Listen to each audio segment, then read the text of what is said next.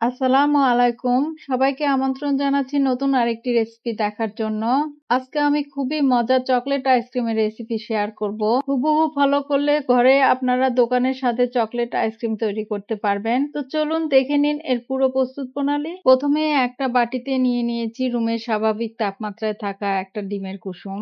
এখন half cup চিনি দিয়ে ডিমের কুসুমটা খুব ভালোভাবে মিশিয়ে নিতে হবে। তবে হাফ কাপ চিনি আমি একবারে দিব না, অল্প অল্প করে দিব আর একটা হ্যান্ড হুইস্কের সাহায্যে খুব ভালোভাবে মিশিয়ে নিব।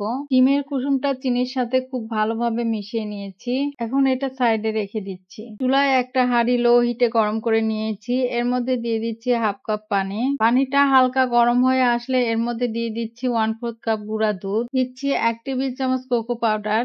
এখন হ্যান্ড হুইস্কের সাহায্যে খুব ভালোভাবে সবগুলো উপকরণ মিশিয়ে নিচ্ছি। চুলার আঁচ কিন্তু কোনোভাবে বাড়ানো যাবে না, অল্প আঁচে পুরো রান্নাটা করে নিতে হবে। ভালোভাবে মিশিয়ে নেওয়া হয়ে গেলে আগে থেকে যে ডিমের কুসুম আর চিনির মিশ্রণটা করে রেখেছিলাম সেটা এর মধ্যে ঢেলে দিচ্ছি।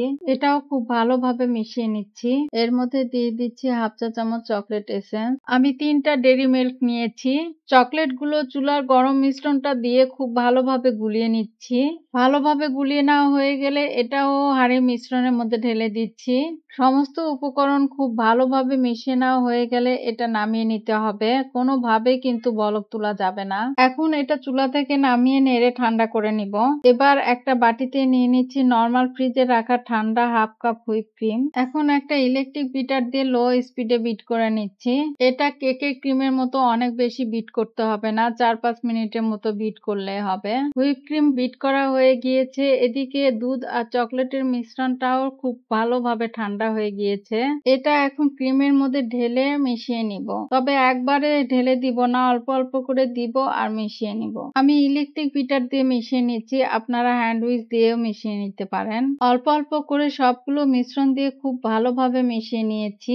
এটা সেট করার জন্য পাউন্ড কেকের মোল্ডে পলিথিন বিছিয়ে নিয়েছি।